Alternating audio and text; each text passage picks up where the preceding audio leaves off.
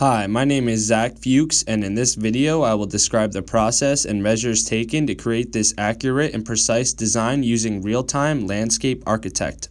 When opening Realtime, the user must first import the background image into Plan View.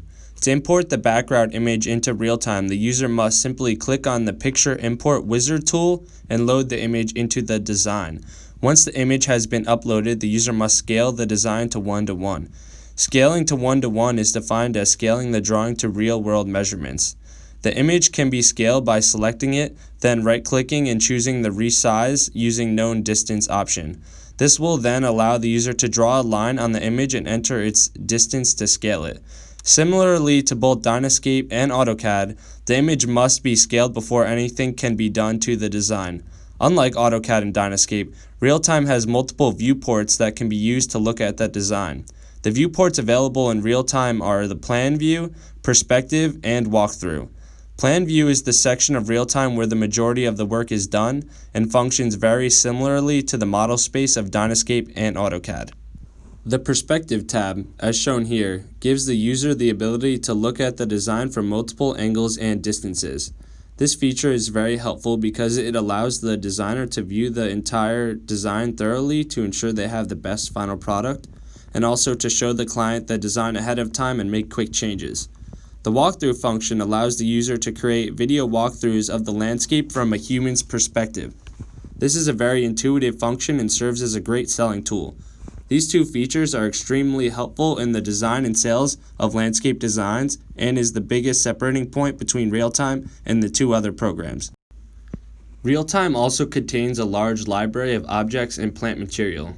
This program is industry-specific just like Dynascape and is tailored towards doing complex landscape designs in both 2 and 3D.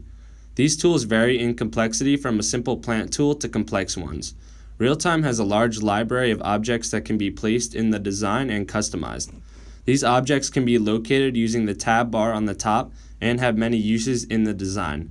The tab used most throughout this design is the Landscape tab. Within this offers all the plant material and site amenities that one would need for landscape designs.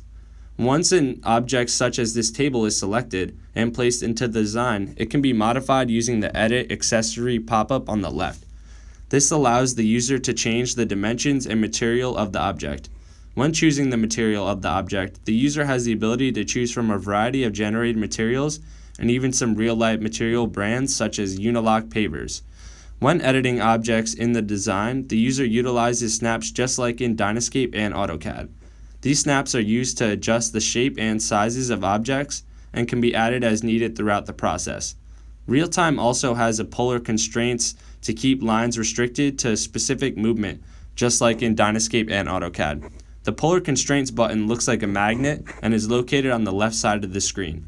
Realtime also utilizes layers to help keep the design organized. The layers are used to set specific site features to an overlay that can be turned on and off as needed. This function is very useful during the process and can also be found in Dynascape and AutoCAD. Unlike Dynascape and AutoCAD, Realtime does not use align or shape tools.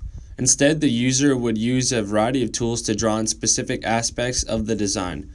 The region tool is used to draw in different areas in the design and uses snaps to draw in any desired shape with either curved or perpendicular edges.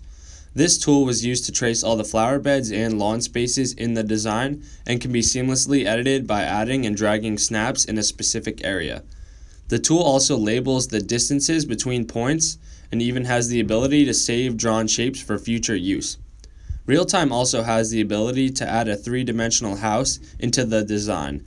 The house can be simply drawn and modified using the Edit House menu. The Edit House menu allows the user to adjust things like the height of the building, roof type and slope, color and material of the building, and more. This menu is very useful because its variability allows the designer to closely replicate the client's house, which can be a helpful tool when presenting a design. The patio tool was used to draw in all hardscape surfaces in the design. To use the patio tool, the user can simply select it, then draw in the patio to a desired area. The patio can then be modified to fit a specific space by moving the snaps on the edge of the space. The material can then be changed using the Edit Path menu on the right. Unlike Dynascape and AutoCAD, Realtime does not use a hatch tool and instead lets the user choose from real textures.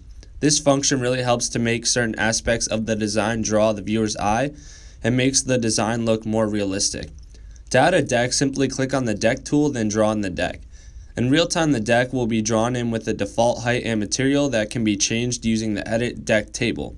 This table contains a large variety of modification options for the deck that are used to create a personalized setting within the design. Together, all these tools were used to add the house and hardscape aspects of the design. Just like Dynascape, Realtime also has a plant tool. The plant tool in Realtime allows the user to select a desired plant from a library of plants and shrubs that are provided by Realtime and are available in picture, model, and ultra resolution format. Once a plant is selected, it can be easily dropped into the design and modified using the Edit Plant table on the left. The Edit Plant table allows the user to adjust the size of the plant by changing its age and also provides information regarding its size. The Plant Fill tool allows the user to enter groupings of plants at once and is easily modified using the Edit Plant row table. These features differ from Dynascape's because they provide specific plant material that can be seen in the design instead of just symbols. This is helpful because it adds interest to the design and can help the client to visualize it. Realtime also has a plant list and plant labeling tools just like Dynascape. To use either of these tools, the user must be in Plan View, then simply click on the Label or Plant Legend button under the Plan Detail. These tools are very helpful because they specify certain spaces in the design and provide a comprehensive plant list with images of each plant. These tools are the biggest differentiators between Realtime and the other programs.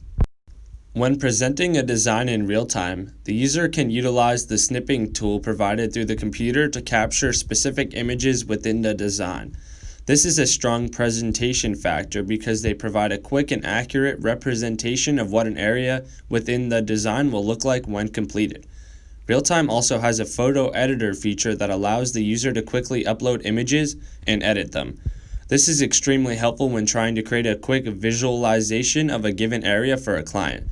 To use this feature, the user must select the Design over Photo option when they open up Realtime Landscape Architect. From this point, an image can be uploaded using the picture import wizard that I described previously, and then use the clone and box tools to create the desired effect. Overall, I think that Realtime Landscape Architect is the most intuitive program out of the three and offers the most to the user. I would highly recommend this program to anyone in the industry.